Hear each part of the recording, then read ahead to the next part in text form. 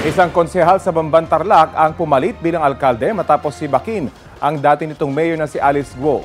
Iaapela naman ng kampo ni Guo ang desisyon ng ombudsman na alisin siya sa serbisyo. Balita hatid ni Salima Refran.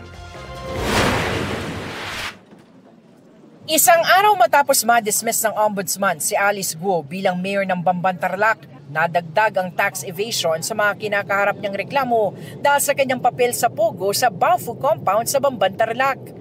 Sa reklamong inihain ng BIR sa Department of Justice, hindi umano nagbayad ng capital gains tax at documentary stamp tax si Guo nang ibenta ang share sa Baofu Land Development nang tumakbo siyang mayor ng Bamban. Ayon sa Presidential Anti-Organized Crime Commission o PAOC, binenta ni Guo ang 2.5 million shares niya noong 2021 sa halagang piso bawat share. Dawit din sa reklamo ang pinagbentahan ng shares ni Guo at ang corporate secretary ng Baofu Land. The cases are multidimensional, but definitely there is a narrative there that will have to come out in the end. So that's the job now of the law enforcement agencies to help us with the connections within so that the narrative can be completed. Ayon naman sa abogado ni Guo, sasagot sila oras na matanggap ang sabina kaugnay sa isinampang reklamo ng BIR. Kaugnay naman sa pagkakadismiss ng ombudsman kay Guo, kinalungkot ng kanyang abogado na hindi kinatiga ng ombudsman ang kanilang argumento.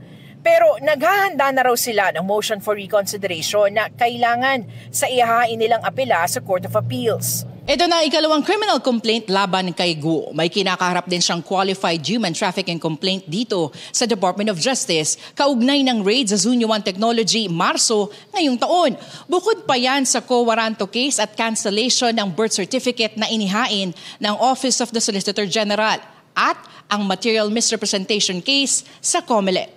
Ayon kay COMELEC Chairman George Garcia, immediately executory ang utos ng ombudsman, maliban na lang kung makakakuha ng temporary restraining order mula sa Court of Appeals. Kaya makapag-file man siya ng Certificate of Candidacy para sa susunod na eleksyon, kakansilahin ito ng COMELEC. Kalakip ng dismissal ng ombudsman kay Guo ang 3 buwang suspensyon sa 12 opisyal ng Bamban, kabilang ang vice mayor. Gayon din ang 9 na miyembro ng Sangguniang Bayan. Kaya magpapatakbo muna ng munisipyo si Councilor Eranio Timbang. Konsehal siya, Sangguniang Bayan, councilor siya, pero siya yata yung nag-oppose nung kinuha yung permit. At dahil dito, since he opposed, yes, he was absolved or acquitted by the ombudsman. Nakakalungkot po, nakilala kami sa ganitong pamamaraan. Pero sabi nga po, lahat po ng bagay, Panginoon ang may plano. Salima Refran, nagbabalita para sa GMA Integrated News. Bagong balita kaugnay niyan, sinabi ni Bamban Tarlac Acting Mayor Eranio Timbang na hindi siya magtatanggal ng empleyado mula sa administrasyon ng na-dismiss na alkalde na si Alice Guo.